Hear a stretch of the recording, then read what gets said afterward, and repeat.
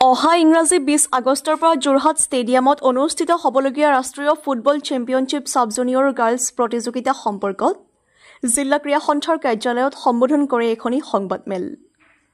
যোৰহাটত অনুষ্ঠিত হ'বলগীয়া ৰাষ্ট্ৰীয় football championship sub junior girls tyre 1 সৰ্বভাৰতীয় ফুটবল ফেডাৰেশ্যন আৰু অসম ফুটবল সন্থাৰ উদ্যোগত আৰু JDSৰ সহযোগত অনুষ্ঠিত হ'ব খেলখন। সংবাদমেল যোগে সদৰি কৰে যোৰহাট জিলা ক্ৰীড়া সন্থাৰ সভাপতি শান্তনু পূজাৰীয়ে। যোৰহাট জিলা ক্ৰীড়া সন্থাৰ সাধাৰণ সম্পাদক জুল খাউণ্ডকে প্ৰমুখ্য কৰি ক্ৰীড়া সন্থাৰ ভালেকেইজন বিষয়ববীয়া উপস্থিত থাকে। যোৰহাটৰ পৰা ধ্ৰুৱজ্যোতি পাছনিৰ ৰিপৰ্ট AIN লাইভ।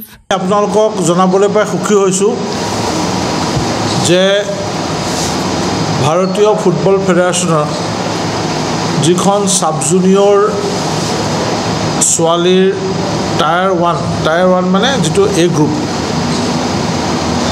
যিটো ইতিমধ্যে উৎকৃষ্ট মান বুলি বিবেচিত যিখিনি টীম ৰাজ্য, সেইখিনিৰ যিখন ফুটবল টুৰ্ণামেণ্ট সেইখন অহা 20 তাৰিখৰ পৰা 20 আগষ্টৰ পৰা যোৰহাট ষ্টেডিয়ামত অনুষ্ঠিত হ'ব।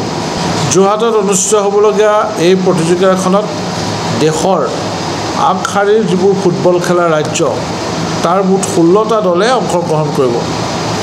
20 আগষ্টৰ পৰা যোৰহাটত অনুষ্ঠিত হ'বলগীয়া এই 15 বছৰ অনুৰ্ধ এই টুৰ্ণামেণ্টত অংশগ্ৰহণ কৰিবলগীয়া ৰাজ্যসমূহ হ'ল ঝাৰখণ্ড, মেঘালয়, মিজোৰাম, গুজৰাট, পশ্চিমবংগ, মহাৰাষ্ট্ৰ, উৰিষ্যা, হাৰিয়ানা, মণিপুৰ, দিল্লী, তামিলনাডু, অসম, বিহাৰ, কৰ্ণাটক, মধ্যপ্ৰদেশ আৰু পঞ্জাৱ। গতিকে আমি তেওঁলোকৰ আতিথ্য প্ৰদানৰ ক্ষেত্ৰত কোনো ধৰণৰ চেষ্টাৰ ত্ৰুটি ৰক্ষা কৰা নাই। যোৰহাট জিলা ক্ৰীড়া সন্থাৰ আমাৰ সতীৰ্থসকলে ইতিমধ্যে ইয়াৰ বাবে সকলো ধৰণৰ প্ৰাৰম্ভিক কাম কাজ আৰম্ভ কৰিছে। এয়া আমাৰ কাৰণে গৌৰৱৰ বিষয়।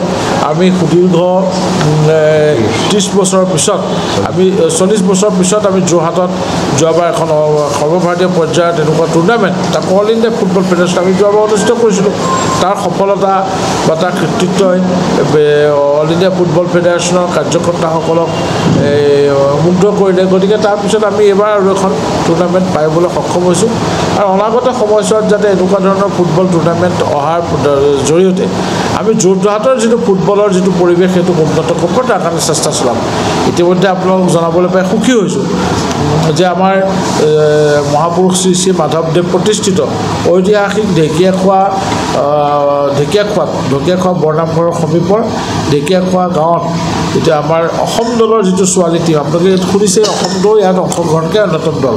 তো অসম দলৰ যিটো বাছনি শিবিৰ আৰু লগতে তেওঁলোকৰ প্ৰশিক্ষণ ইত্যাদি ইয়াত আমাৰ ৰাষ্ট্ৰীয় পৰ্যায়ৰ ফুটবল খেলুৱৈ লক্ষেশ্বৰ কাকতি ডাঙৰীয়াৰ নেতৃত্বত ঢেকীয়াখোৱাত চলি আছে।